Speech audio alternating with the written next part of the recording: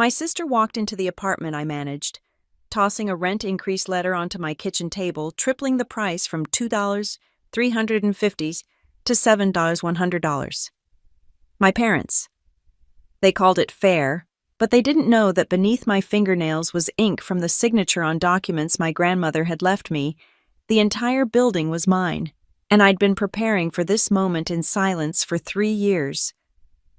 My name is Claire Maddox, and I've spent the last 6 years managing Maple Glen Apartments, a modest but well-maintained building in the heart of Portland. At 34. I wasn't exactly where I thought I'd be in life, but I'd found purpose in keeping the building running smoothly, making sure our elderly residents had working heaters in winter, and that the young families could raise their kids in a safe, clean environment. The morning Sabrina showed up changed everything. I was in my ground floor office, reviewing maintenance requests when I heard the distinctive click of her designer heels on the lobby's worn marble. My older sister had that effect. Her presence announced itself before she even entered a room. Through my office window, I watched her stride past Mrs. Rodriguez and her granddaughter without acknowledgement, her tailored suit as sharp as her ambition. "Claire," she said, not bothering to knock as she entered my office, "we need to talk." Sabrina had always been the golden child. Yale Law, partnership at 32, a brownstone in the nice part of town, me community college, a property management certificate, and a one-bedroom apartment in the building I managed. But I'd never minded the comparison, until today. She placed a manila envelope on my desk with the kind of practiced precision she probably used in courtrooms. The family had a meeting last weekend, about Maple Glen. "What meeting?" I set down my coffee mug, noting how she said, "the family," as if I wasn't part of it. I wasn't invited to any meeting. It was an investors' discussion. She adjusted her pearl necklace, the one Grandma Edith had given her for law school graduation. "Mom, Dad, myself, and Uncle Richard, we've been reviewing the building's financials." My stomach tightened. "The building's financials are fine. We're at 95% occupancy. Maintenance is up to date." "The market's hot, Claire." She cut me off with a wave of her manicured hand. "Properties in this neighborhood are selling for 3 times what they were worth 5 years ago. We're hemorrhaging opportunity cost." I stared at her. Hemorrhaging opportunity cost. These are people's homes. Sabrina. "It's a business asset." She tapped the envelope, "which brings me to why I'm here. Effective next month, we're implementing new rental rates to align with market standards." My hands were steady as I opened the envelope, but my mind was racing. The letter inside was printed on Sabrina's law firm letterhead. Of course it was. My eyes scanned down to the numbers, and I had to read them twice. $7,100. My voice came out strangled. "My rent is going from $23.50 to $7,000. Your below-market rate was a courtesy extended by Grandma Edith." Sabrina's tone was clinical, detached. "But we can't run a business on sentiment. Every unit paying below market rate is money left on the table. This is triple what I'm paying now. Actually, it's 3.02 times your current rate." She smiled, actually smiled. "But don't worry. As family, we're giving you 60 days instead of the standard 30, Dad insisted." I thought of my residents, Ruth Saunders in 3B, who'd lived here for 15 years. The Nguyen family in 2A with their new baby. Old Mr. Petrov, who fed the stray cats behind the building. "What about everyone else? Are you raising their rents too?" "Market rate adjustments across the board." She pulled out her phone, already moving on to her next task. "Those who can afford to stay will stay. Those who can't." She shrugged. "Will be homeless. Will find housing within their means." She looked up from her screen, and for a moment, I saw something flicker in her eyes, annoyance, disdain. "This is the real world.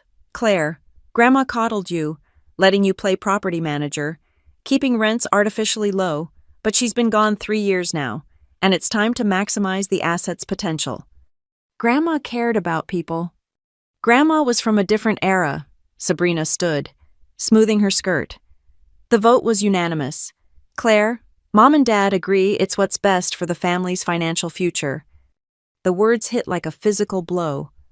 Mom and Dad voted for this. They understand business. She moved toward the door, then paused. Oh, and we'll need you to distribute the notices to all residents by end of week. As property manager, that's still your job. For now. The threat in those last two words wasn't subtle. Sabrina, please, can we talk about this? Maybe a smaller increase? There's nothing to discuss. She turned back, and the smile on her face was the same one she'd worn when she'd beaten me at Monopoly as kids, when she'd gotten into Yale while I was waitressing, when she'd bought her brownstone while I was still renting. It's just business. Claire, don't take it personally. The door clicked shut behind her, leaving me alone with the letter that would destroy everything I'd worked to maintain. I sank into my chair, staring at the numbers that seemed to grow larger the longer I looked at them. $7,100, more than most of my residents made in a month. I thought about calling my parents, but what was the point? They'd chosen their side, voted to support Sabrina's plan without even telling me there was a meeting. The family had decided. And I wasn't really family, I was just the little sister who managed the building, whose below-market rent was a courtesy they could no longer afford to extend. My phone buzzed. A text from Sabrina. Notices need to go out by Friday. Template attached. Don't forget to include yours. That emoji, that damn smiling emoji, summed up everything. This wasn't just business to her. She was enjoying this, enjoying putting me in my place, enjoying the power she held. I looked around my small office at the maintenance schedules I'd carefully organized, the birthday calendar where I tracked every resident's special day, the thank you cards pinned to my bulletin board from families I'd helped over the years. 6 years of my life, building a community, creating a home for people who needed one. And with a single vote I wasn't even invited to participate in. My own family had decided to tear it all down. But as I sat there, something Grandma Edith used to say echoed in my mind. The truth has a way of surfacing. Claire, just like cream in coffee, you can stir all you want, but it always rises to the top. I pulled open my desk drawer, looking for tissues, and my fingers brushed against something I'd forgotten was there, a small key on a faded ribbon. Grandma's safety deposit box key. I'd been meaning to go through her remaining papers, but had never found the time. Maybe now was exactly the right time.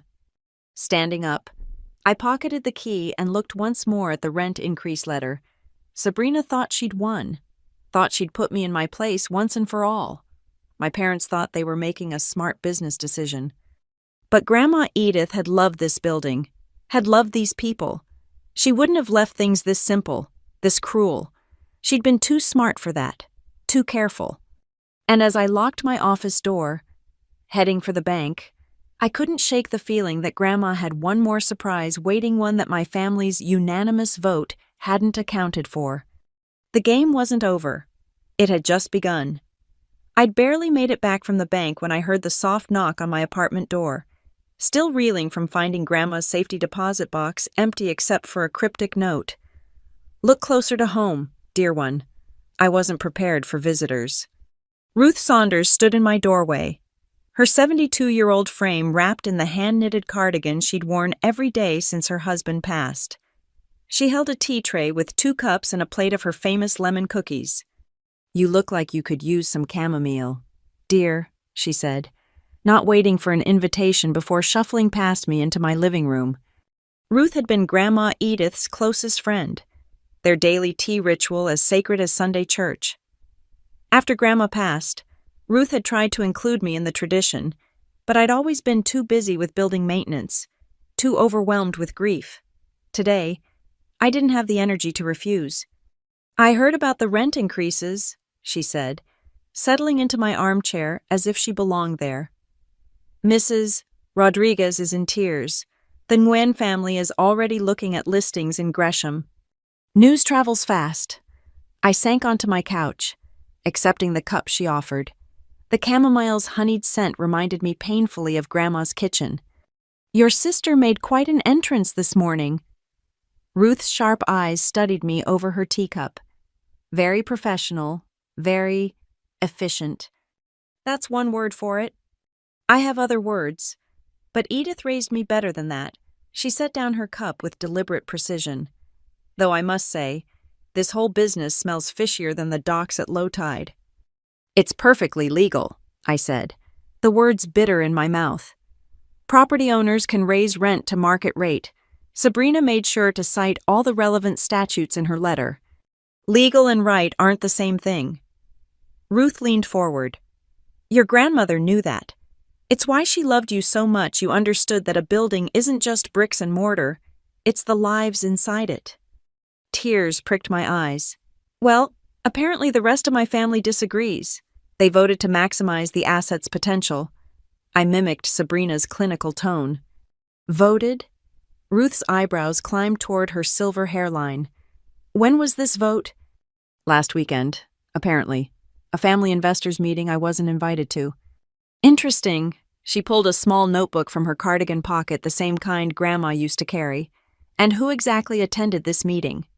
Sabrina. My parents. Uncle Richard. Why? Ruth made a note, her handwriting still precise despite her age. I worked as a legal secretary for 40 years. Dear, 30 of those at Hartwell and Associates, dealing with property law. She looked up. In my experience, when family members hold secret meetings about inherited property, something's usually rotten. A chill ran down my spine. What are you saying? I'm saying your grandmother was the sharpest woman I knew. She played bridge like a chess master and ran this building like a Swiss watch. Ruth helped herself to a cookie. She also didn't trust your sister as far as she could throw her. Told me so herself, right in this room, 2 weeks before she died. My hand trembled, tea sloshing dangerously close to the cup's rim. She never said anything to me about not trusting Sabrina. She didn't want to burden you. You were already doing so much, keeping this place running while she was sick. Ruth's voice softened. But she was worried. Sabrina had been asking questions about the building's value, about development potential, about zoning laws. Edith didn't like it. But Sabrina barely visited when Grandma was alive. She visited plenty, just not when you were around. Ruth's revelation hit like cold water. Always came during your Tuesday morning supply runs, always left before you got back.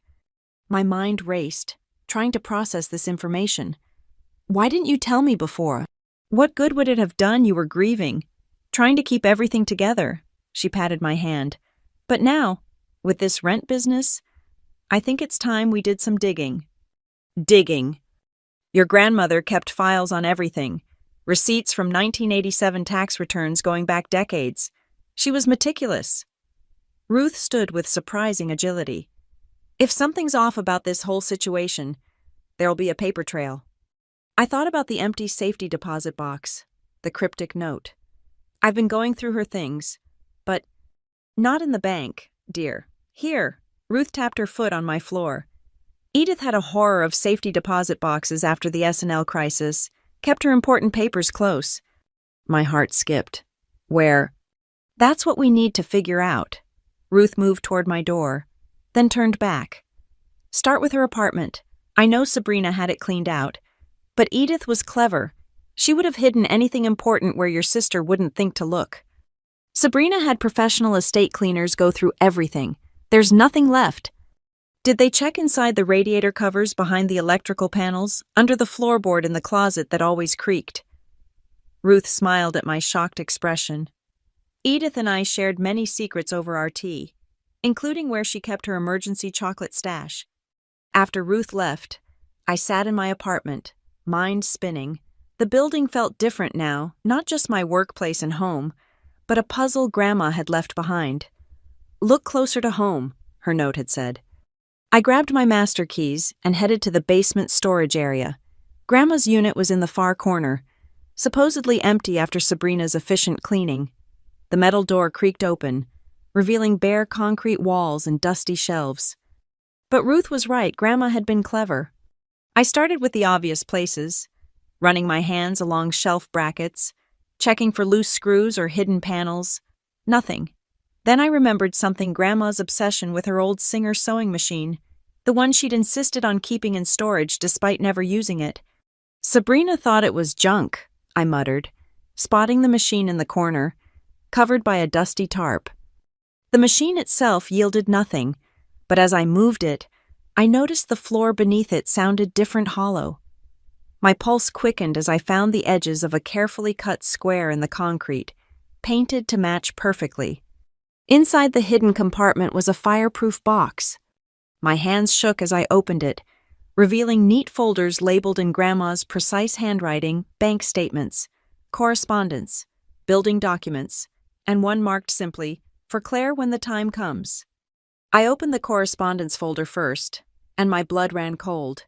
Email printouts between Sabrina and various developers, dating back 2 years before Grandma's death, discussions about potential redevelopment, maximizing land value, and strategic rent increases to facilitate voluntary vacancy. One email from Sabrina to a company called Apex Development made my stomach turn. "Once we have control, we can clear the building within 6 months. The old tenants won't fight if we make staying uncomfortable enough." But it was the folder marked for me that held the biggest surprise. Inside was a letter in Grandma's handwriting. "My dear Claire, if you're reading this, then Sabrina has shown her hand. I've watched her circle this building like a vulture, and I knew she'd move once I was gone. But you, my dear, have something she doesn't you understand that wealth isn't just about money. It's about community, about home, about taking care of each other. Check with Howard Dade." A phone number was written below, followed by more documents. I didn't understand legal papers with terms like LLC and beneficial ownership and trust structures. I sat back on my heels in the dusty storage room, pieces of a larger picture starting to form. Sabrina's rent increase wasn't just about market rates, it was the first move in a longer game, one she'd been planning for years. But Grandma had been playing a longer game still. I carefully returned everything to the box and took it back to my apartment. Tomorrow, I'd call this Howard Dade. Tonight, I had notices to deliver, but not the ones Sabrina expected. As I drafted a memo to my residents about an emergency building meeting, I thought about Ruth's words, "Legal and right aren't the same thing." Grandma had taught me that too. She'd also taught me that in chess, the best defense was often a carefully planned counterattack. And thanks to her hidden files, I finally had the pieces I needed to play. The morning I was supposed to distribute Sabrina's rent increase notices, I instead found myself sitting in a small cafe in southeast Portland, watching rain streak down the windows. Across from me, Howard Dade looked nothing like the high-powered attorney I'd expected. In his 70s, wearing a well-worn cardigan and nursing a cup of black coffee. He could have been any retiree enjoying a quiet morning. Until he started talking. "Your grandmother was one of the smartest clients I ever had," he said, pulling a thick folder from his briefcase. "Also one of the most suspicious. She came to me 3 years before she passed, convinced your sister was plotting something." 3 years. I set down my untouched latte. "But that's right around when Sabrina started visiting her during your supply runs." Howard's knowing smile reminded me of Grandma's. "Edith noticed. She noticed everything." He opened the folder, revealing documents that made my head spin. "Your grandmother restructured the building's ownership in a very specific way. On paper, the family trust owns Maple Glen Apartments. That's what your sister sees, what she's acting on. But ownership was actually transferred to an LLC called Summit Ivy Holdings 3 years ago. The trust only manages the building, it doesn't own it." He slid a document across the table. "And Summit Ivy Holdings has one sole owner." I stared at the paperwork, my name printed clearly on the ownership documents. "I don't understand. I never signed anything. I would remember." "You did sign. Your grandmother had you sign what you thought were routine management papers. Page 47 of your employment contract update, to be specific." His eyes crinkled with amusement. "Edith was very thorough. Every signature witnessed, every document notarized, every I dotted and T crossed." My mind reeled. "So I've owned this building for 3 years." "Legally, yes. Your grandmother set it up so ownership would be invisible until someone tried to do exactly what your sister is doing, act outside the scope of property management." He pulled out another document. "Which brings us to this." The letter was addressed to me, Grandma's handwriting still clear and strong. "Claire, my darling girl, if Howard is showing you this, Then your sister has finally made her move. I'm sorry for the deception, but I knew Sabrina would never let you have the building if she knew the truth. She's too much like my brother Harold sees everything in dollars and cents, never in hearts and souls. The building is yours, legally and completely. Summit Ivy Holdings was my final gift to you. Named after the ivy that grows on the building's east wall, the one you always said made it look like home. Sabrina can raise rents as property manager, but she needs owner approval for any increase over 10%. She doesn't have it. More importantly, check the management agreement. Section 15.3.2. Sabrina should have read the fine print. I've watched you pour your heart into Maple Glen for years. You know every resident's story, every leaky pipe, every dream and worry within those walls. That's why it's yours. Not because you're the best at business, but because you're the best at caring. Make me proud, sweetheart, and don't let your sister's fancy law degree intimidate you. Right is might, and you've got both. All my love, Grandma Edith. P.S. Tell Ruth she was right about the storage room floor. That woman always was too clever for her own good. Tears blurred my vision as I looked up at Howard. Section 15.3.2. His grin widened. Automatic termination of management rights upon any attempt to raise rents more than 10% without documented owner approval.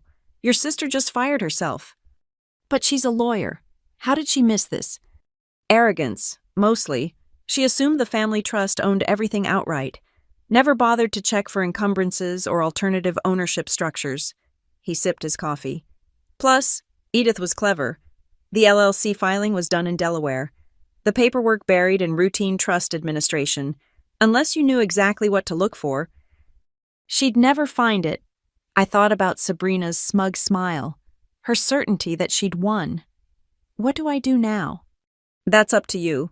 You could confront her immediately, but he leaned back. Your grandmother left one more piece of advice.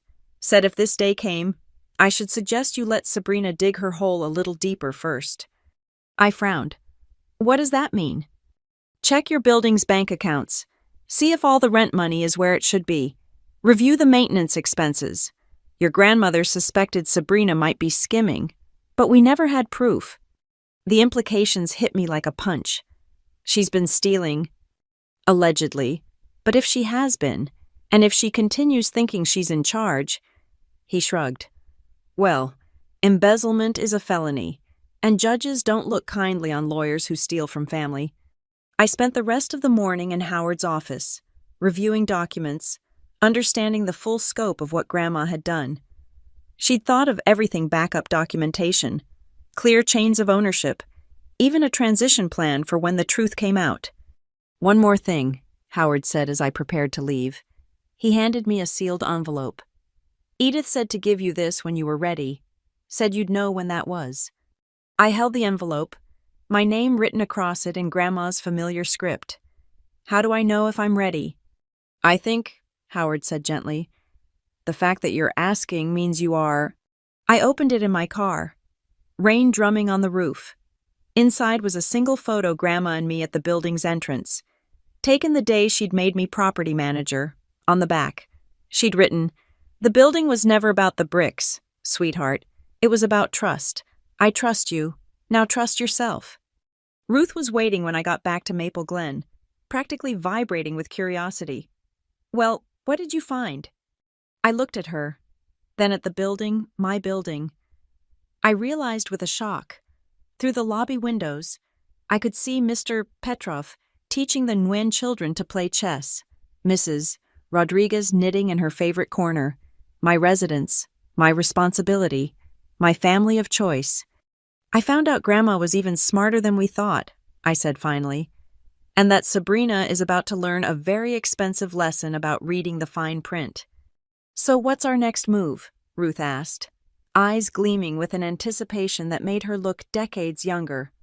I thought about Sabrina's rent notices still sitting on my desk, about the residents waiting anxiously to know their fate, about the developers circling like sharks. Then I thought about Grandma's trust, Howard's advice, and the bank statements I needed to review. Now, I said, squaring my shoulders, we start documenting everything, Every conversation, every transaction, every single thing Sabrina does from this moment forward. And then we wait, I smiled, feeling Grandma's strategic mind working through me. We let her think she's won. We let her get comfortable. And when she's shown everyone exactly who she really is, we show her the door, Ruth finished, grinning wickedly. As we walked into the building together, I felt the weight of responsibility, but also the warmth of purpose. Grandma had given me more than a building. She'd given me the tools to protect it, the wisdom to use them wisely, and the reminder that sometimes the best revenge isn't immediate. Sometimes it's just justice, served at exactly the right temperature. The chess game Grandma had started 3 years ago was entering its final phase, and thanks to her brilliant forward thinking, I held all the pieces that mattered. Check. The bank manager's face went pale as she scrolled through the account records on her screen. Ms. Maddox, these withdrawals, they're substantial. I sat across from her in the small office at First National, my stomach churning as she turned the monitor toward me. Ruth sat beside me, her hand gripping mine under the desk. $92,000, I whispered, staring at the systematic withdrawals over the past 2 years. She stole $92,000. Each transaction was carefully crafted maintenance expenses, emergency repairs, vendor payments, but Howard had taught me what to look for, and Ruth's 40 years of legal secretary experience helped us spot the patterns. The same vendor names appearing monthly, the round numbers that real repairs never came to, the signatures that didn't match our actual maintenance crew's paperwork. The building's emergency fund is completely drained, the manager confirmed, and these transfers to personal accounts. Can you trace where the money went? Ruth asked, her voice sharp. We'll need a formal investigation, but preliminary review shows transfers to an account under Sabrina Maddox's name and several credit card payments. She printed out the statements, stamping them with the bank's official seal. I'll need to file a suspicious activity report. Outside the bank, I had to sit on a bench, overwhelmed by the betrayal. Ruth rubbed my back as I processed what we'd discovered. She was stealing while Grandma was dying, I said, voice cracking. While I was taking care of the building, thinking we were all working together, she was robbing us blind. And now she wants to raise rents to cover her tracks, Ruth said grimly. Force out the long-term residents who might ask questions. Bring in new ones who don't know the building's history. My phone buzzed a text from Sabrina. Did you distribute the notices? I need confirmation by 5 p.m. I stared at the message, rage building in my chest. Then I typed back, meeting with residents tonight. We'll update after. What are you planning? Ruth asked. Howard said to let her dig the hole deeper. I stood, newfound determination straightening my spine. So let's give her a shovel. That evening, I called a residents' meeting in the community room. Every unit was represented, families clutching the rent increase notices I'd finally distributed. Elderly residents looking frightened. Young couples calculating desperately on their phones. I know you're all worried, I began, standing at the front of the room. The rent increases are shocking, and I want you to know I'm doing everything I can to fight this. How can you fight? Mr. Petrov called out. Your sister owns building now. No. I chose my words carefully. The ownership structure is complicated. What I can tell you is that no one should make any decisions about moving yet. I'm working with legal counsel to review our options. Legal counsel. Mrs. Rodriguez looked hopeful. You think there's a chance? I think Grandma Edith wouldn't have wanted this. I met eyes around the room, and I think she was too smart to leave us unprotected. The meeting continued for another hour. Residents sharing their fears, their anger, their memories of Grandma. I took notes, recorded everything with their permission. Building the case Howard said we'd need. As people filed out, the Nguyen family approached me. Miss Claire, Mrs. Nguyen said softly, we found apartment in Gresham, but we wait. Yes, you really think you can stop this? I thought about the ownership documents in my safe, about Sabrina's embezzlement, about the careful trap Grandma had laid. I know I can trust me a little longer. After everyone left, I found Ruth still sitting in the community room, going through her notebook. I've been tracking things, she said. Every time Sabrina visited the building, every interaction with residents, every complaint we've received. Did you know she's been having her lawyer friends send threatening letters to anyone who's been late on rent? What? I grabbed the letters she showed me. These are horrible. Mrs. Chen was 2 days late because her Social Security check was delayed, and they threatened eviction. Building a paper trail of problem tenants, Ruth said disgustedly, making it easier to force them out later. My phone rang Sabrina. Claire, I just got off a call with Apex Development, she said without preamble. They're very interested in the building, but they need us to be at 50% occupancy or less to make their offer. The rent increases are just phase 1. I hit record on my phone, gesturing for Ruth to stay quiet. Phase 1. Once the bleeding hearts move out, we'll find code violations for the rest. Bedbugs are always effective. People flee from those, and you can't prove where they came from, she laughed. By summer, we'll have a clear building and an 8-figure offer. 8 figures.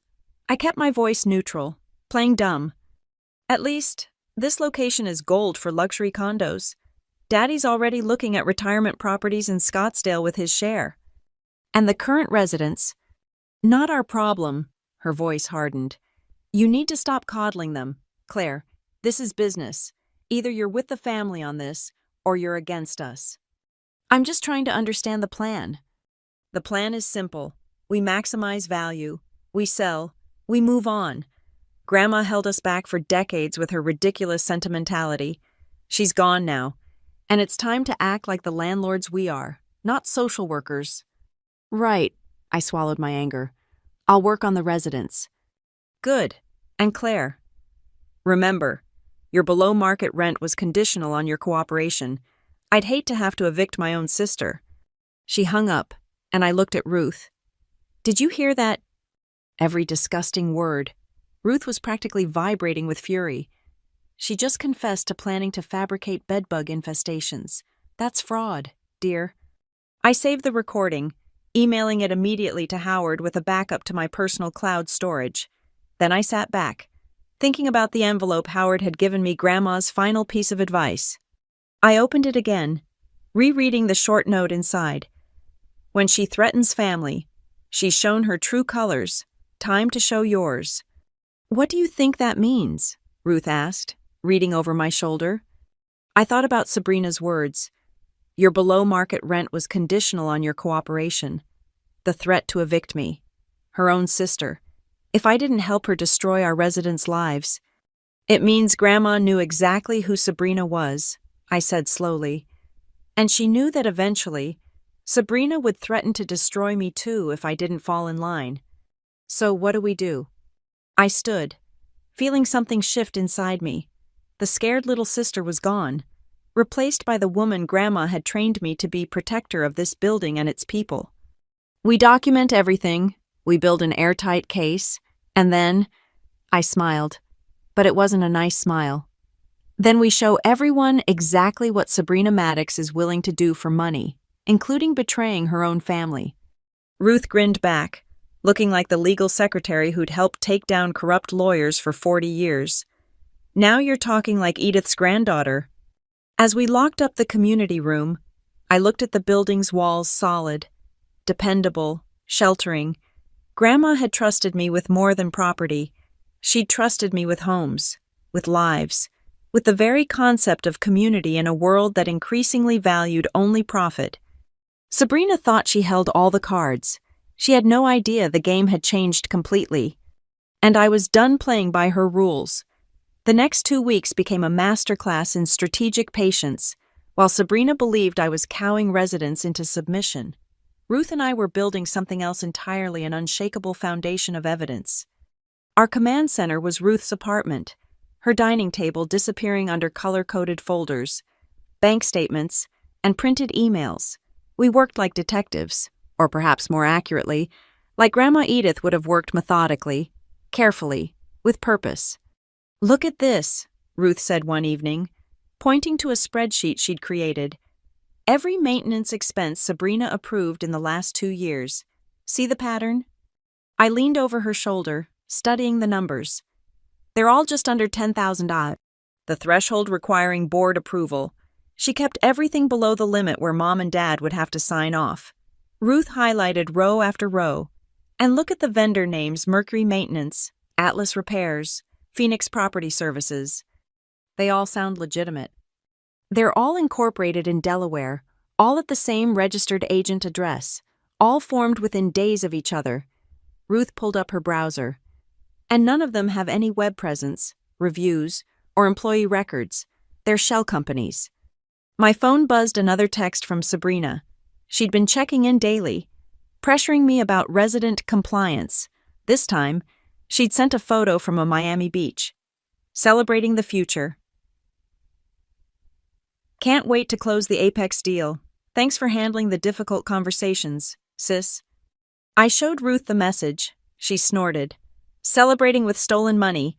Document that 2 location services show she's at the Ritz-Carlton. Their rooms are $800 a night. We photographed everything, creating both digital and physical copies. Howard had emphasized the importance of redundancy. Assume someone will try to destroy evidence, he'd warned, because they will. The residents, meanwhile, were holding strong. Word had spread through the building that I was fighting for them, and they'd responded with their own form of resistance. Mrs. Rodriguez organized a phone tree. The Nguyen family started a building newsletter documenting memories of Grandma Edith. Mr. Petrov began teaching free chess lessons to any child in the building, creating a sense of community Sabrina couldn't price out. We're not just numbers on her spreadsheet, Mrs. Rodriguez told me fiercely. We're neighbors. We're family. It was Mr. Petrov who provided our next breakthrough. He knocked on my door one morning, holding a manila envelope. I am remembering something, he said in his careful English. Your grandmother. She asked me to keep this, said someday you might need. I forget after she died, but cleaning closet today, I find. Inside were photographs Sabrina entering the building at various times, all date-stamped during my Tuesday supply runs. But more importantly, there were photos of her with a man I didn't recognize, the 2 of them reviewing documents in the lobby. Who is this? I asked. Marcus Wolf, Mr. Petrov said. From Apex Development. They meet many times before your grandmother died, always when you gone. My blood chilled. Sabrina had been planning this before Grandma was even gone. Ruth immediately began cross-referencing the dates with Grandma's medical records. Claire, she said slowly, these meetings, they coincide with your grandmother's bad days, days when she was on heavy pain medication. Sabrina was meeting with developers while Grandma was suffering upstairs. Worse, Ruth's voice was grim. Look at this signature on the preliminary agreement with Apex. It's dated 2 weeks before Edith died. I stared at what was clearly meant to be Grandma's signature, but wasn't. She forged it. Or got it when Edith wasn't lucid. Either way. Ruth trailed off. But we both knew the implications. This went beyond embezzlement. This was elder abuse, fraud, conspiracy. That night, I called Howard. We need to move soon. Sabrina's getting impatient, and I'm worried she'll escalate. Do you have enough evidence? I looked around Ruth's apartment at our war room of documentation. We have proof of embezzlement, fraud, conspiracy with Apex, forged signatures, and recorded admissions of planning to fabricate code violations. Is that enough? Howard chuckled. Edith would be so proud. Yes, that's more than enough. But there's one more thing: we need a public forum where Sabrina can't control the narrative. What kind of forum? Patience. I'm arranging something. Keep documenting, and be ready to move when I give the signal. 2 days later, Sabrina escalated exactly as I'd feared. She showed up with 3 men in suits, lawyers from her firm. We're conducting unit inspections, she announced in the lobby, loud enough for everyone to hear. Looking for lease violations, unauthorized occupants, any health code issues. You need to give 24-hour notice for inspections, I said calmly. Not for suspected health hazards. She smiled that sharp smile. We've had reports of pest activity. From whom? Anonymous complaints, very serious ones. She gestured to her lawyers. My colleagues will be documenting everything. I suggest you tell your residents to cooperate fully. I knew this was the manufactured crisis she'd threatened, but I played along. Of course, though I should mention, we just had our quarterly pest inspection last week. Clean bill of health. Her smile flickered. We'll see about that. The lawyers spent 4 hours going through units, photographing everything, clearly looking for any excuse to issue violations. But our residents were ready. Mrs. Rodriguez had organized a cleaning brigade the night before.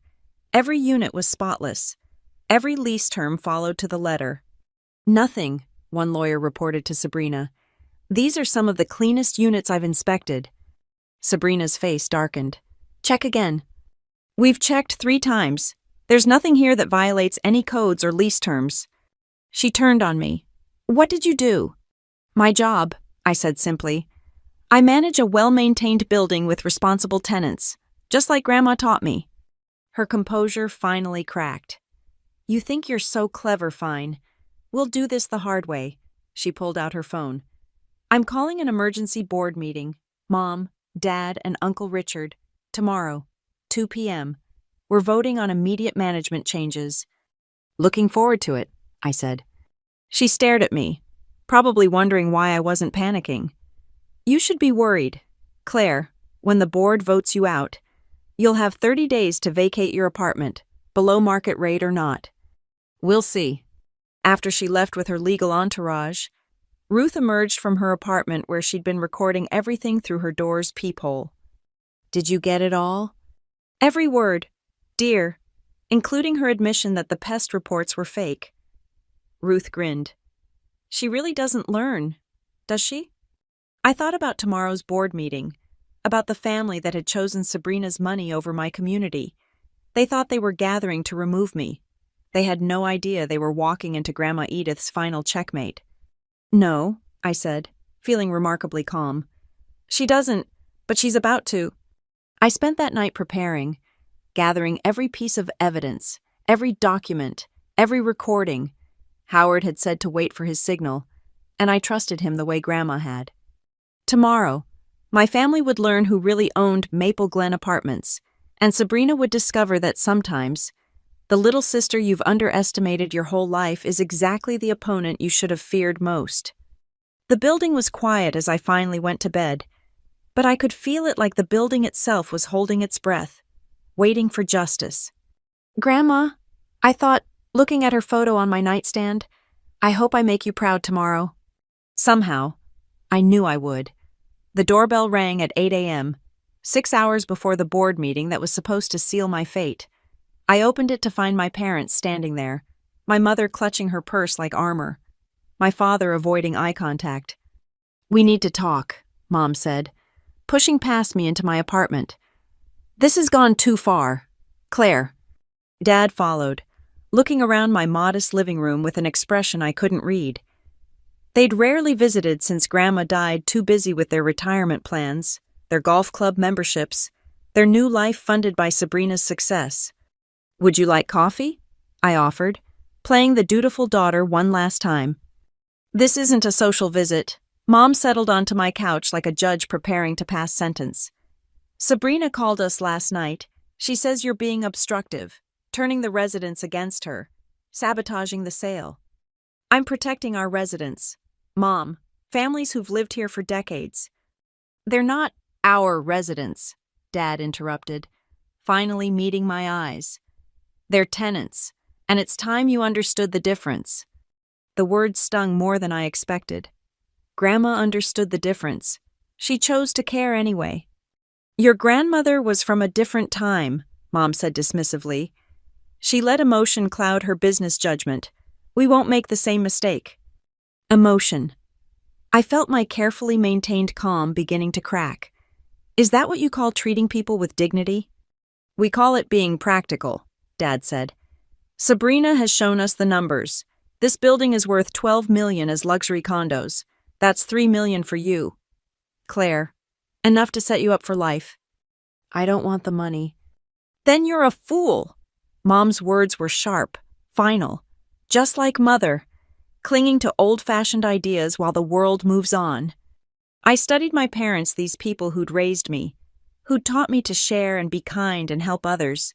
When did they become these cold strangers who saw dollar signs instead of human beings? What happened to you? I asked quietly. When did you become people who would throw families onto the street for money? When we realized we'd spent our whole lives being poor while others got rich, Dad said bitterly. Your grandmother had $1 million asset and let people live in it for peanuts. We won't make that mistake. Those peanuts kept roofs over heads, food on tables, children in schools. Not our problem, Mom echoed Sabrina's words from weeks ago. Claire, you need to decide which side you're on, your family or strangers. The residents aren't strangers. They're nothing to us. Mom cut me off. You have until the meeting to decide. Support Sabrina's plan, or we'll vote you out as property manager. And yes, that means you'll lose your apartment too. Below market rent is for family who acts like family. They stood to leave, but I couldn't let them go without trying one more time. What if I told you Sabrina's been stealing, that she's been embezzling from the building for years? Mom laughed, actually laughed.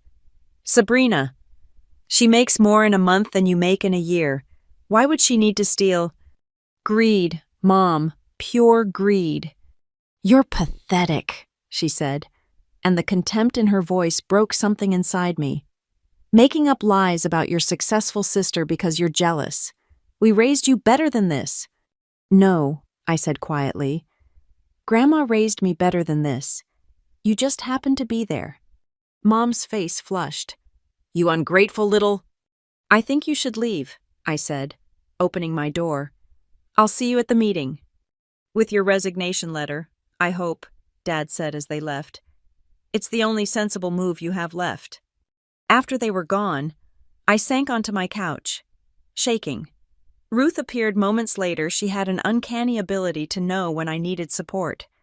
I heard raised voices, she said gently, sitting beside me. Your parents. They're choosing money over everything Grandma believed in, I whispered.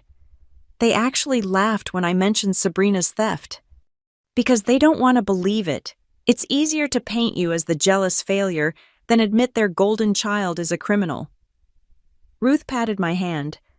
But the truth has a way of coming out, especially in board meetings. My phone buzzed a text from Howard. Change of plans. Can you get everyone to the community room at 1:30 before the board meeting? I showed Ruth the message. What do you think he's planning? Something Edith would approve of, she said with a knowing smile. That man never did anything without 3 backup plans. We spent the next hours preparing, making copies of crucial documents, organizing evidence in a presentation that even my parents couldn't dismiss. At 1 p.m., I sent a building-wide message, important meeting in community room at 1:30. Your future here depends on it. By 1:25, the room was packed. Every resident was there, from the young families to the elderly, all facing an uncertain future. The anxiety in the room was palpable. At exactly 1:30, Howard walked in, but he wasn't alone. A court reporter followed him, setting up equipment, and behind them came 3 people I didn't recognize, all carrying official-looking briefcases. Ladies and gentlemen, Howard announced, I'm Howard Dade, attorney for the true owner of Maple Glen Apartments. We're here to inform you that despite what you've been told, your homes are safe. A ripple of confusion went through the crowd. I stood up. Howard, what's happening? He smiled. What's happening is transparency. These are representatives from the state attorney's office, the Department of Consumer Protection, and the Real Estate Commission. They're very interested in what's been happening at Maple Glen. The door burst open. Sabrina stood there, face flushed with anger, our parents and Uncle Richard behind her. What is this? The board meeting is in my office. No, Howard said calmly. The board meeting is wherever the owner decides to hold it, and the owner has decided on the community room. I'm the managing partner of the family trust, Sabrina sputtered. I decide. You're the former managing partner, I said, standing up. As of Howard, As of 1:27 p.m., when you attempted to raise rents over 10% without owner approval, triggering the automatic termination clause in Section 15.3.2 of the management agreement. Sabrina's face went white. What are you talking about? The family trust owns the building. No, I said, pulling out the ownership documents. I do. Summit Ivy Holdings, LLC, sole proprietor Claire Elizabeth Maddox, has been for 3 years. The room erupted. Residents gasped. My parents stared in shock, and Sabrina looked like she'd been punched. That's impossible, she said. I would have known. You would have, if you'd done proper due diligence instead of assuming you knew everything. Howard opened his briefcase. But that's not the only reason we're here today. The state attorney representative stepped forward. Ms. Sabrina Maddox, we've received credible evidence of embezzlement, fraud, and elder abuse. We'll need you to come with us for questioning. This is ridiculous. Sabrina backed toward the door. You can't prove anything. Actually, I said, pulling up my phone, I played the recording of her admitting to planning fake bedbug infestations, to meeting with Apex Development, to forcing out residents. The room listened in horrified silence as Sabrina's own words condemned her. Additionally, Ruth stood up, holding her meticulously organized folders. We have documented evidence of $92,000 in fraudulent withdrawals, shell companies created to siphon building funds, and forged signatures on contracts with developers while Mrs. Edith Maddox was on her deathbed. The government officials moved toward Sabrina, who looked desperately at our parents. Mom, Dad, tell them this is a mistake. But our parents were staring at the evidence being displayed, the color draining from their faces as they realized their golden child was exactly what I'd tried to tell them, a thief and a fraud. Sabrina, Mom whispered, is this true? I was trying to maximize value, Sabrina shouted. For all of us, Claire doesn't understand business. Claire understands that business without ethics is just theft with extra steps, Howard said. Your grandmother knew that. It's why she made sure Claire would be here to stop you. As the officials led Sabrina away, she turned to look at me one last time. You ruined everything. No, I said quietly.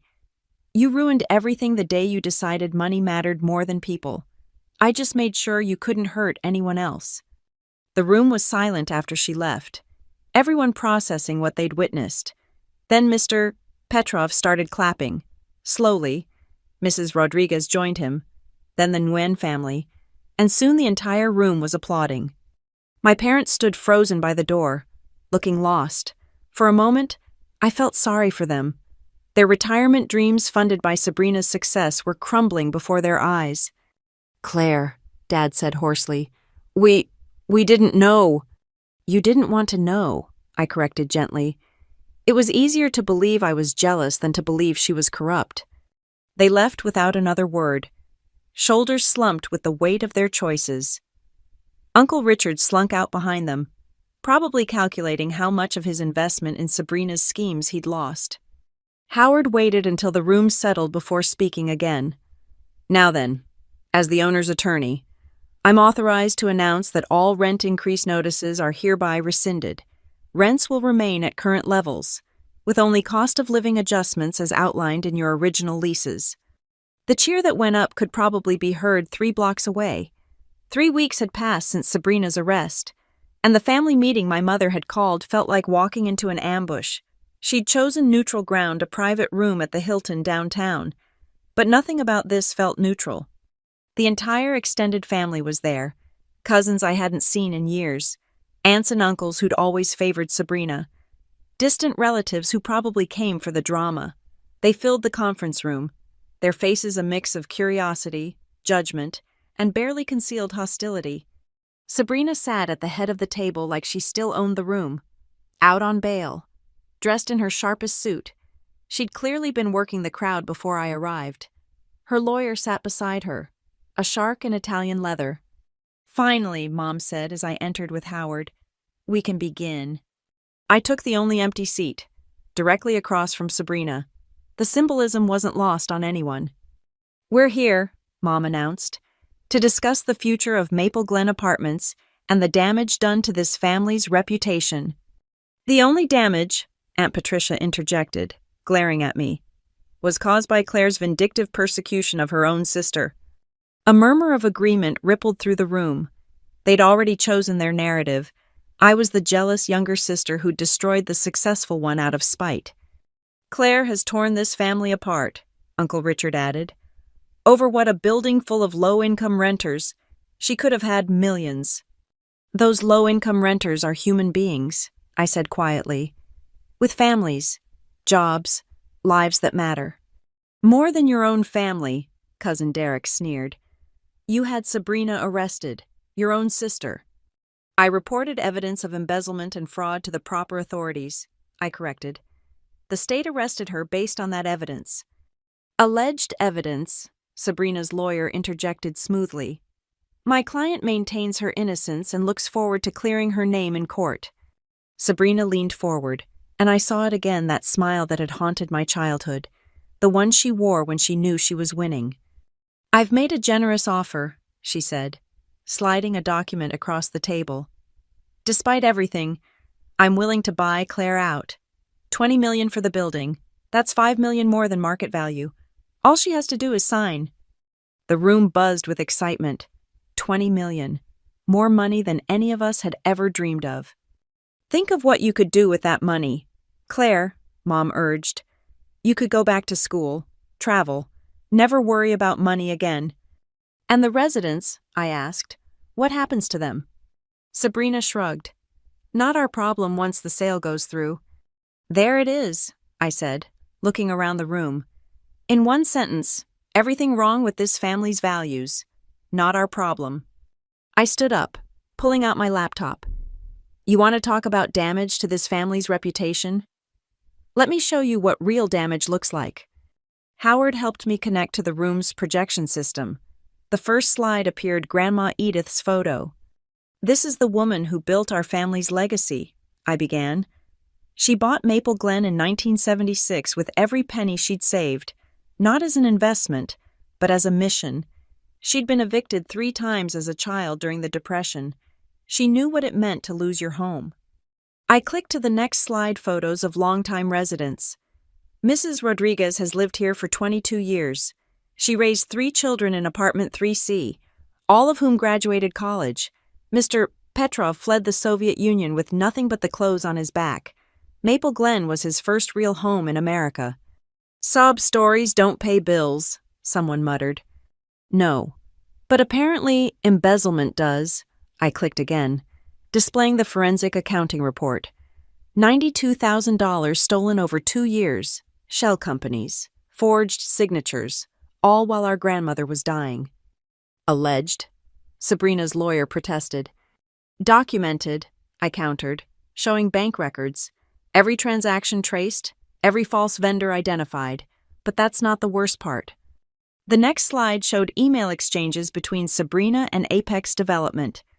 These emails date back 3 years. While Grandma was suffering from cancer, while I was caring for her in the building, Sabrina was secretly negotiating to sell to developers. I clicked through email after email, each more damning than the last. The room grew quieter with each revelation. The old bat can't last much longer. I read from one email.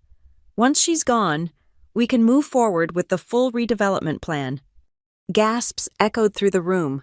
Even Sabrina's supporters looked uncomfortable. That's taken out of context, Sabrina said, but her voice had lost its confidence. Then let's add context. I played the audio recording of her admitting to planning fake bedbug infestations, to forcing out families, to seeing residents as obstacles to profit. When her voice on the recording said, "They're not our problem," I saw Mom flinch. But the real context, I continued, is this. I showed the video Howard had revealed at the resident meeting, Grandma Edith's final message. The room watched in silence as Grandma, frail but fierce, looked into the camera. If you're watching this, it means Sabrina has shown her true colors. I've known for some time that she sees Maple Glen as nothing but dollar signs. That's why I've taken steps to protect it. Claire, my darling, you understand what I've spent my life building. It's not about the property, it's about the promise. The promise that everyone deserves a safe, affordable home, that community matters more than profit, that we take care of each other. Grandma's image paused, seeming to look directly at each person in the room. To my family watching this, I know you'll be angry. I know you'll feel cheated out of money you think you deserve.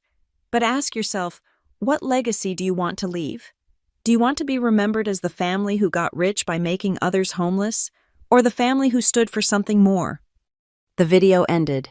The silence was deafening. She was sick, Sabrina said desperately, not thinking clearly. Her medical records show she was completely lucid when this was recorded. Howard interjected. As 3 doctors have already testified. This is what you're protecting, Uncle Richard accused, turning on me. This bleeding heart nonsense that keeps us all poor. Poor. I laughed, but there was no humor in it. You drive a BMW. You vacation in Europe. You own 3 rental properties. You're not poor. You're just not as rich as you think you deserve to be.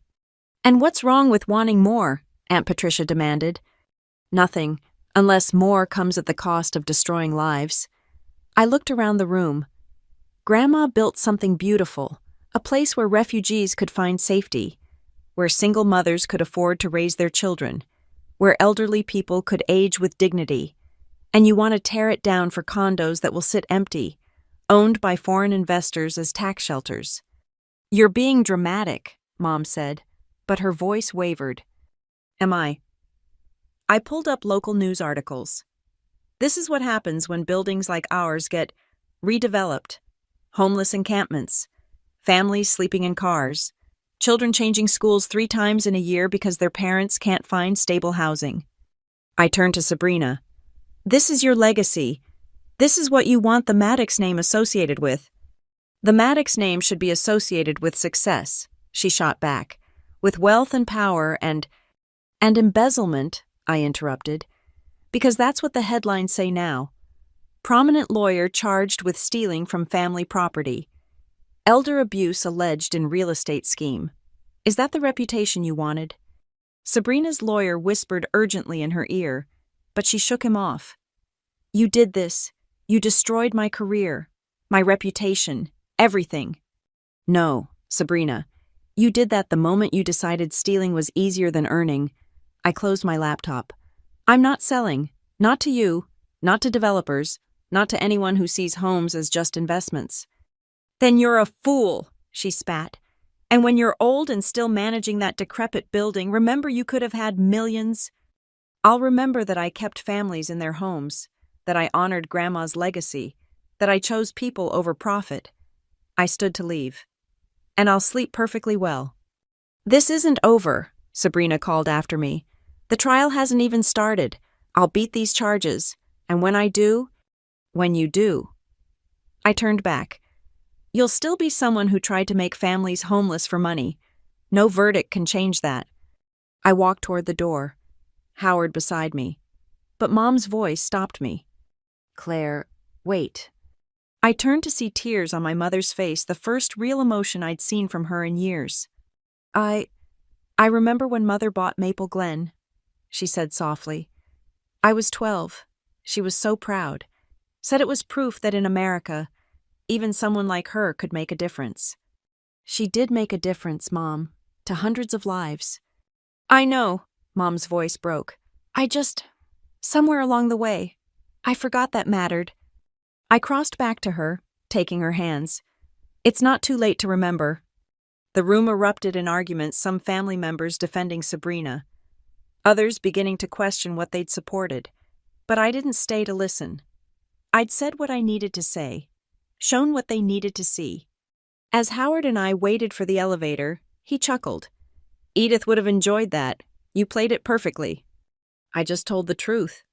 Sometimes that's the most powerful play of all. As we rode down, I thought about Sabrina's threat. This isn't over. She was right. The criminal trial was coming. She'd fight with everything she had. But I had something she didn't, a building full of people who mattered, a grandmother's wisdom guiding me, and the knowledge that I was on the right side. The war wasn't over, but this battle was mine. The courtroom was packed on the first day of Sabrina's trial. Media coverage had turned what might have been a routine embezzlement case into a symbol of the city's housing crisis.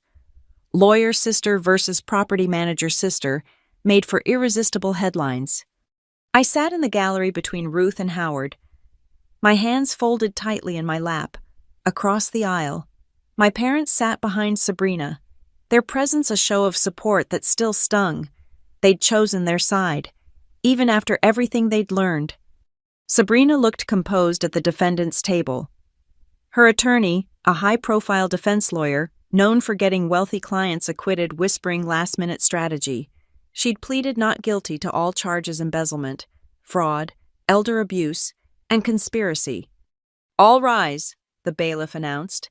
The Honorable Judge Patricia Hernandez presiding. Judge Hernandez, a woman in her 60s with sharp eyes and a no-nonsense demeanor, took her seat. "We're here for the matter of State versus Sabrina Maddox. Is the prosecution ready?" "We are, Your Honor." Assistant District Attorney James Wright stood. He was younger than I'd expected, but there was steel in his voice. "Defense." "Ready, Your Honor." Sabrina's lawyer, Marcus Steinberg, responded smoothly. "Miss Wright, your opening statement." The prosecutor approached the jury box. "Ladies and gentlemen, this case is about betrayal. Betrayal of family trust, betrayal of fiduciary duty, and most critically, betrayal of an elderly woman who was dying of cancer while the defendant plotted to steal her life's work." He outlined the evidence methodically.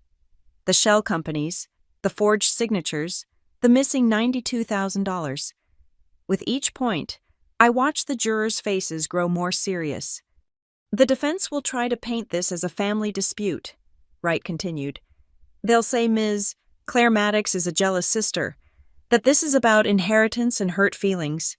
But the evidence will show something far darker: a calculated scheme to defraud not just a building, but the vulnerable residents who called it home." Steinberg's opening was exactly what Wright had predicted. "This is indeed a family dispute," he said with practiced sympathy, "a tragic misunderstanding between sisters, complicated by grief and conflicting visions for a family property. My client, Sabrina Maddox, is a respected attorney with an impeccable record. She's being persecuted by a sister who resented her success and manipulated their dying grandmother into cutting the family out of their rightful inheritance." I felt Ruth's hand squeeze mine as Steinberg continued. "We'll show that every action Ms. Maddox took was within her legal rights as the appointed manager of the family trust, that what the prosecution calls embezzlement was actually legitimate business expenses, that Claire Maddox, motivated by spite, has orchestrated this entire prosecution to destroy her sister's career." The first witness was the forensic accountant. She walked the jury through the financial records with devastating precision. These vendor companies, Mercury Maintenance, Atlas Repairs, Phoenix Property Services, they all share the same Delaware registration address. None have employees, equipment, or any history of actual work performed. "And where did the money go?" Wright asked. "To accounts controlled by the defendant. We traced $92,000 in payments to these shell companies, all of which ended up funding personal expenses, vacations, luxury goods, credit card payments."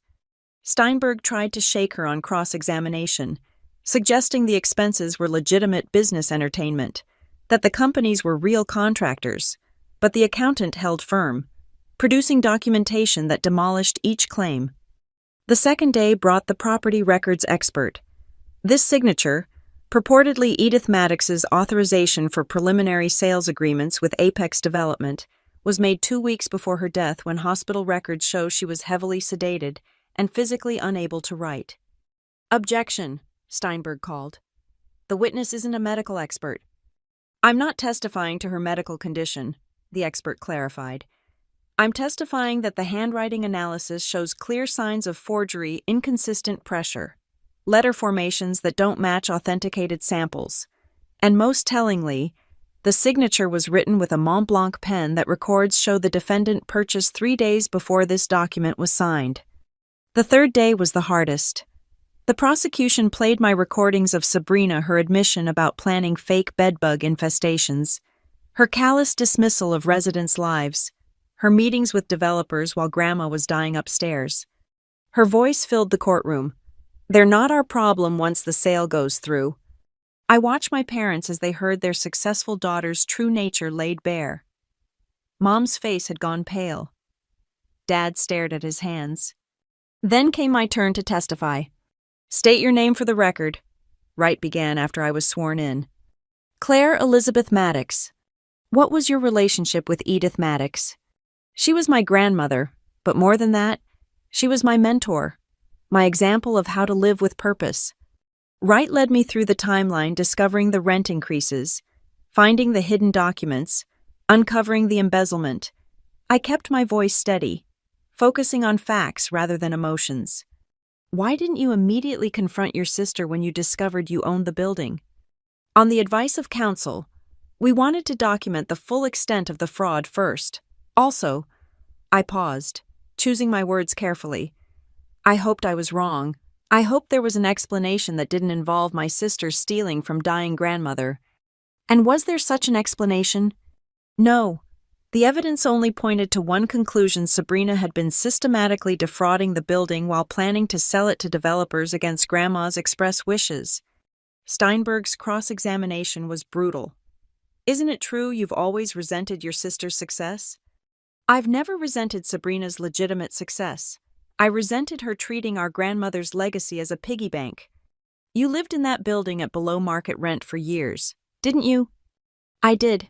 In exchange for managing the property, maintaining it, and being on call 24/7 for emergencies. While your sister worked 60-hour weeks building her career, while my sister apparently worked those hours planning to steal from our family business, yes. He tried angle after angle, painting me as lazy, jealous, manipulative, but I had truth on my side, and truth has a way of standing firm against accusations. You secretly inherited a $12 million building and didn't tell your family for 3 years. Doesn't that make you the deceptive one? I didn't know I'd inherited it until after Sabrina tried to destroy the lives of dozens of families. My grandmother structured it that way to protect those families from exactly what Sabrina attempted. On the 4th day, the residents testified. Mrs. Rodriguez spoke about raising her children at Maple Glen, about the community Grandma had built. Mr. Petrov described fleeing persecution, finding safety in apartment 2B. The Nguyen family talked about starting their American dream in a place that welcomed them. The defendant saw us as obstacles to profit, Mrs. Rodriguez said, tears in her eyes. But Mrs. Edith saw us as people, as family. Steinberg tried to dismiss them as biased, but their dignity and honesty resonated with the jury. The most dramatic moment came when Sabrina took the stand in her own defense. Steinberg tried to paint her as a dedicated daughter trying to maximize value for her family, but Wright's cross-examination was surgical. You met with Apex Development while your grandmother was dying. I was exploring options for the family's future. Yes or no, did you meet with developers while your grandmother was in hospice care? Yes, but did you tell her about these meetings? She wasn't in a condition to understand complex business. So that's a no. Did you tell your sister, who was caring for your grandmother daily? Claire wouldn't have understood. Another no. Did you create shell companies to bill the building for work that was never performed? Those were legitimate vendors. Wright produced the evidence again, piece by damning piece. With each question, Sabrina's composed facade cracked a little more. Ms. Maddox, in this recorded conversation, you said you planned to make staying uncomfortable enough that residents would leave voluntarily. What did you mean? I was speaking hypothetically. About introducing bedbugs. That's your hypothesis. The jury looked disgusted. Sabrina's attempts to explain only deepened the hole she dug. In closing arguments, Wright was devastating. The defendant wants you to believe this is about family jealousy, but embezzlement isn't a family dispute. Fraud isn't a sibling rivalry. Elder abuse isn't a difference of opinion. These are crimes, and the evidence proves beyond reasonable doubt that Sabrina Maddox committed them. Steinberg made one last attempt. arguing that Sabrina had acted within the law as she understood it, that any irregularities were honest mistakes, that sending her to prison would destroy a promising career over what amounted to aggressive business practices. The jury deliberated for only 4 hours. "Has the jury reached a verdict?" Judge Hernandez asked. "We have, Your Honor." "On the charge of embezzlement in the first degree, how do you find?" "Guilty." "On the charge of fraud?" "Guilty." "On the charge of elder abuse?" "Guilty." "On the charge of conspiracy?" "Guilty." With each guilty, I watched Sabrina shrink in her chair. The composed, confident sister who'd smirked while tripling my rent was gone. In her place sat someone forced to face the consequences of her choices. Mom sobbed quietly. Dad's face was stone. They'd backed the wrong daughter, and now everyone knew it. Judge Hernandez scheduled sentencing for the following month. As court officers prepared to take Sabrina into custody, her bail revoked after the guilty verdict, she turned to look at me. For a moment, I saw my sister, not the predator she'd become, but the girl who'd taught me to ride a bike, who'd snuck me cookies when Mom said no. Then the moment passed, and her face hardened. "I hope you're happy," she said. "I'm not," I replied honestly, "but I am relieved that you can't hurt anyone else." As they led her away, I stood on shaking legs. Ruth hugged me. Howard patted my shoulder, and the residents who'd come to support me offered quiet congratulations. But there was no joy in winning, only the sad satisfaction of knowing I'd done what was necessary to protect the people who depended on me. Justice had been served, but it tasted like ashes. The morning of Sabrina's sentencing arrived gray and drizzling, fitting weather for what felt like a funeral. I dressed carefully in the navy suit Grandma had bought me for my college graduation. "Every woman needs one perfect suit," she'd said. Today seemed like the right time to wear it. The courthouse steps were crowded with reporters. The case had become a symbol of the city's housing crisis, with editorial writers using phrases like greed versus community and the human cost of gentrification. I kept my head down, letting Howard guide me through the mob of cameras and microphones. Inside, the gallery was packed again, but this time, I noticed new faces: other property managers, tenant advocates, even city council members. What had started as a family dispute had become something larger. My parents sat in their usual spot, looking older than I'd ever seen them. Mom had called several times since the verdict, leaving voicemails I couldn't bring myself to return. What was there to say they'd chosen their side? And we all had to live with the consequences. Sabrina entered in custody, wearing county jail orange instead of her designer suits. The month since her conviction had worn on her. Her face was thinner, her perfect posture slightly slumped, but when our eyes met, I still saw defiance there. "All rise," the bailiff called, and Judge Hernandez took her seat. "We're here for sentencing in the matter of State versus Sabrina Maddox. I've reviewed the pre-sentencing report, the victim impact statements, and the arguments from both sides." She looked at Sabrina. "Ms. Maddox, would you like to make a statement before I pronounce sentence?" Sabrina stood, Steinberg beside her. "Yes, Your Honor." She unfolded a piece of paper with shaking hands. "I want to start by saying that I maintain my innocence. I believe I acted within my rights as property manager and in the best interests of my family's financial future." A murmur ran through the gallery. Even now, she couldn't admit what she'd done. "However," she continued, "I acknowledge that my actions caused pain to the residents of Maple Glen Apartments. That was never my intention. I was raised to believe that success meant maximizing profit. That sentiment had no place in business. I see now that this philosophy has cost me everything: my career, my freedom, and my family." She turned to look at me directly. "Claire, I know you think you've won, but what have you really accomplished? You're still managing a rundown building for people who will never appreciate your sacrifice. You'll never have the life you could have had. And for what? So strangers can have cheap rent." "That's enough, Ms. Maddox," Judge Hernandez interrupted. "This is meant to be a statement of remorse, not a continuation of your trial arguments." Sabrina folded her paper. "I'm finished, Your Honor." Very well. The court has received numerous victim impact statements, but I understand Ms. Claire Maddox wishes to address the court directly. I hadn't planned to speak, but standing there, seeing Sabrina still unrepentant, I knew I had to. Yes, Your Honor.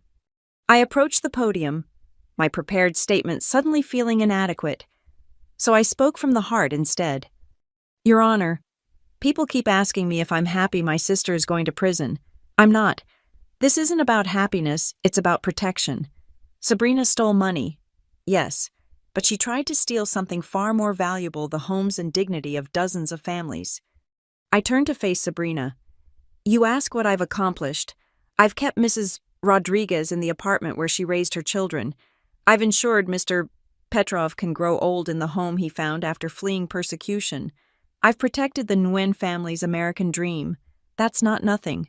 Sabrina, that's everything. My voice grew stronger. You say they'll never appreciate my sacrifice, but you're wrong. Every birthday card from a resident, every child who runs to hug me in the hallway, every thank you from a family that can afford groceries because their rent is reasonable, that's appreciation worth more than any luxury condo development. I looked at Judge Hernandez. Your Honor, my grandmother used to say that we're measured not by what we accumulate, but by what we preserve for others. Sabrina tried to destroy what Grandma preserved. She violated the trust of a dying woman who loved her, stole from families who could least afford it, and even now shows no real remorse. I ask that the court consider not just the financial crimes, but the human cost of her actions. As I returned to my seat, Ruth squeezed my hand. Edith would be so proud, she whispered. Judge Hernandez reviewed her notes before speaking. Ms. Maddox, you were convicted of embezzlement, fraud, elder abuse, and conspiracy. The pre-sentencing report shows a pattern of deliberate, calculating behavior spanning years. You abused your position of trust, stole from vulnerable residents, and exploited your grandmother's illness for personal gain. She paused, her stern gaze fixed on Sabrina. What troubles this court most is your complete lack of genuine remorse.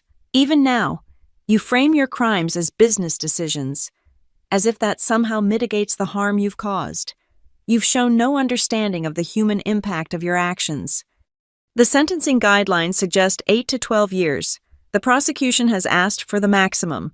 The defense requests leniency based on the defendant's lack of prior record and professional accomplishments. My heart pounded as Judge Hernandez continued. However, this court must consider the egregious nature of these crimes. You're an attorney. Ms. Maddox, you knew the law and chose to break it. You used your legal knowledge not to help others, but to construct elaborate schemes to defraud. You betrayed your profession, your family, and most importantly, the vulnerable residents who depended on stable housing. She lifted her gavel. Therefore, this court sentences you to 10 years in state prison with possibility of parole after 7. You're ordered to pay full restitution of $92,000 to Maple Glen Apartments. Upon release, you'll be permanently disbarred from practicing law. You'll serve 5 years probation following your incarceration. The gavel came down with finality. Sabrina swayed on her feet, Steinberg steadying her. 10 years, a decade of her life, gone. This court is adjourned. As officers prepared to lead Sabrina away, my mother suddenly stood. Wait, please, can I speak to my daughter? Judge Hernandez nodded, and the officers allowed Mom to approach. I watched as she reached for Sabrina, who stood stiff and unresponsive. I'm sorry, Mom sobbed. We failed you. We taught you that money mattered more than people, and now I'm paying for believing you, Sabrina said coldly.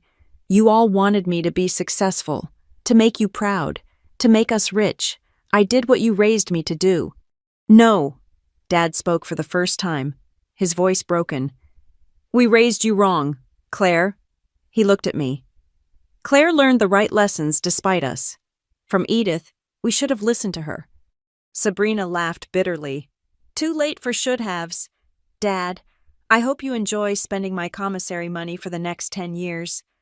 The officers led her away, her orange jumpsuit disappearing through the courtroom doors. My parents stood frozen, watching their golden child vanish into the prison system. Outside, the rain had stopped.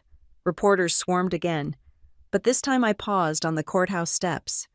"Ms. Maddox, how do you feel about the sentence?" someone shouted. I thought for a moment. I feel grateful that justice was served, but mostly, I feel sad. Sad that greed destroyed my family. Sad that it took criminal prosecution to stop my sister from making dozens of families homeless.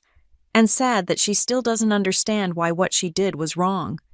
"What's next for Maple Glen Apartments?" another reporter asked. "What's always been next," I said. "We continue being a community. We maintain affordable housing in a city that desperately needs it. We prove that Grandma Edith was right that taking care of each other matters more than maximizing profit. Will you reconcile with your parents?" I glanced back to see them emerging from the courthouse, looking lost and broken. That's up to them. They need to decide what kind of people they want to be. My door is open when they figure that out. Back at Maple Glen, the residents had organized a gathering in the community room. Not a celebration, we all understood this wasn't a happy ending, but a moment of closure. To Edith Maddox, Mr. Petrov raised his coffee mug, who saw the future and protected us all. To Claire, Mrs. Rodriguez added, who had the courage to do what was right, even when it cost her everything. "It didn't cost me everything," I said, looking around at their faces. "It showed me what I really had all along. Family isn't just blood. It's the people who stand with you, who trust you, who make a community worth protecting." Ruth pulled out a photo Grandma and me, taken the day she'd secretly made me the owner. She knew. Didn't she knew this day would come? She knew Sabrina, I said, and she knew me. Most importantly, she knew what mattered. As the gathering wound down and residents returned to their apartments, their secure, affordable apartments, I went to my office. On the wall hung Grandma's favorite quote, cross-stitched and framed. "We make a living by what we get, but we make a life by what we give." Sabrina had chased the living and lost everything. I'd protected what we could give, and in doing so, found my life's purpose. The phone rang. Another property management company, probably calling to offer me a job again. They'd been calling since the trial started. Impressed by my principles and dedication, I let it go to voicemail. I had work to do, maintenance schedules to review, a new family moving into 4A next week, Mr. Petrov's chess club to help organize. Life at Maple Glen went on, as Grandma had intended. 10 years. Sabrina would serve 10 years for trying to destroy all this. And I'd spend those same 10 years and many more making sure her greed had been for nothing. Making sure Maple Glen remained what Grandma had envisioned, a place where home meant more than money. That wasn't revenge, it was justice. And it was exactly what Grandma would have wanted. 6 months after the sentencing, I stood in the courthouse lobby again, but this time for a very different reason. The manila envelope in my hands contained the deed transfer papers. I was officially placing Maple Glen Apartments into a community land trust, ensuring it would remain affordable housing forever. Howard stood beside me, along with Ruth and a dozen residents who'd come to witness this moment. Even my parents were there, sitting quietly in the back, their presence a tentative step toward reconciliation. "You're sure about this?" Howard asked one last time. "You're essentially giving up millions in potential wealth." "I'm sure," I said, signing my name with Grandma's own fountain pen. "Wealth isn't just about money, Grandma taught me that." The news had broken that morning. Property manager gives away $12 million, building to ensure affordable housing, and reporters were already gathering outside. But this wasn't about headlines, it was about fulfilling a promise. As we emerged from the courthouse, the afternoon sun breaking through Portland's typical clouds, I saw a familiar figure across the street. Marcus Wolf from Apex Development stood there, his phone pressed to his ear, no doubt calculating if there was still some angle to exploit. When he caught my eye, I simply smiled and shook my head. He turned and walked away, finally understanding that Maple Glen was never going to be his. Back at the building, we held a ceremony in the community room. The new trust board comprised of residents, community advocates, and housing experts officially took responsibility for Maple Glen's future. I would stay on as property manager, but now I worked for the community directly. Speech, Mr. Petrov called out, and others joined in. I stood at the front of the room, looking at all these faces that had become family. 3 years ago, when Grandma was dying, she told me something I didn't understand at the time. She said, "Claire, buildings are just brick and mortar, but homes are made of trust. I trust you to know the difference." I paused, seeing nods of understanding around the room. Today, we've ensured that Maple Glen will always be homes, not just housing, that future residents will find the same welcome that Mr. Petrov found when he arrived from Russia, that the Rodriguez family found when they needed a place to start over, that every family here found when they needed it most. But this isn't just about preserving the past, it's about securing the future. The trust will maintain affordable rents while ensuring proper maintenance and improvements. No one will get rich off Maple Glen, but everyone will have a chance at a stable home. Mrs. Rodriguez wiped tears from her eyes. What would Edith say if she could see this? She'd probably say, "It's about time," Ruth interjected, making everyone laugh. And then she'd remind us all that the real work is just beginning. She was right. The trust structure meant constant vigilance, community involvement, and careful management. But it also meant security, no future. Sabrina could swoop in and destroy what we'd built. Later that evening, I found myself alone in my office, sorting through the day's mail. Among the usual bills and maintenance requests was a letter with familiar handwriting.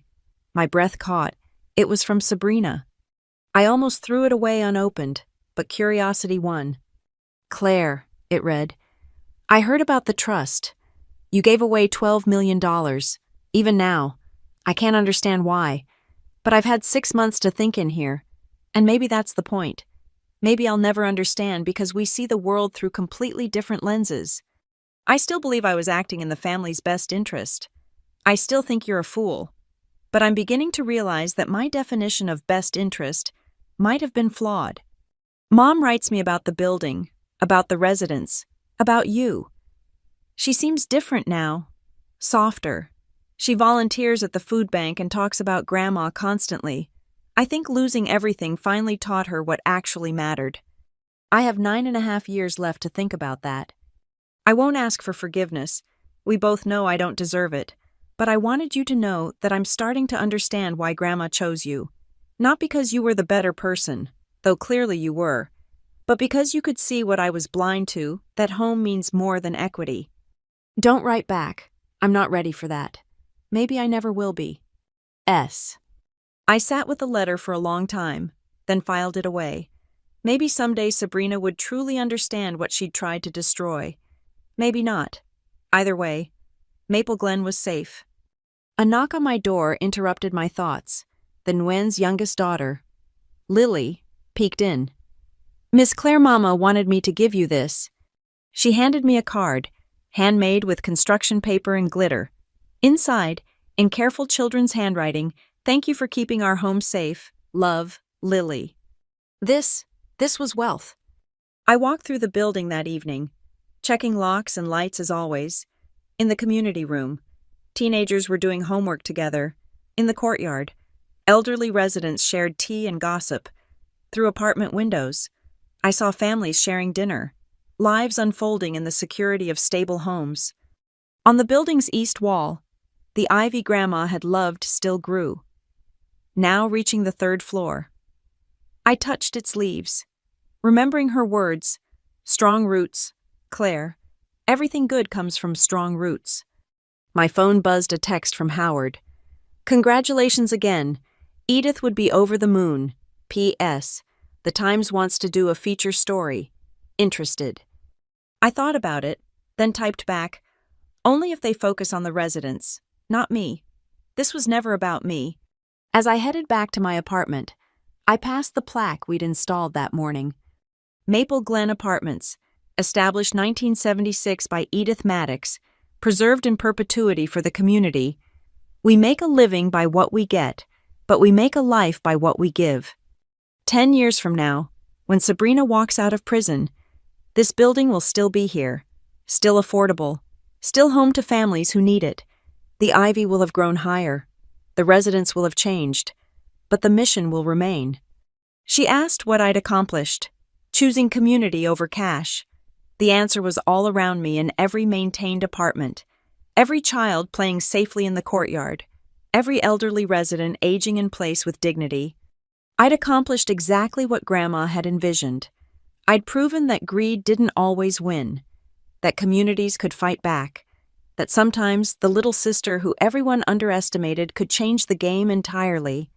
Sabrina had tried to raise my rent from $2 to $350 to $700. She'd smirked, as our parents called it, fair. She'd thought she held all the cards. But Grandma had taught me that in the end, the house doesn't always win. Sometimes, the home does. And that's not just a victory, that's a legacy worth preserving. The end. Thank you so much for listening to this story. I'd love to know where in the world you're listening from. Please drop a comment and share your thoughts about Claire's journey and what home means to you. If this story resonated with you, please subscribe to the channel and hit the like button. And if you really want to help more people discover this story, please hit that hype button. It makes a huge difference in helping others find these tales of justice and family. Until next time, remember, sometimes the greatest revenge is simply doing the right thing.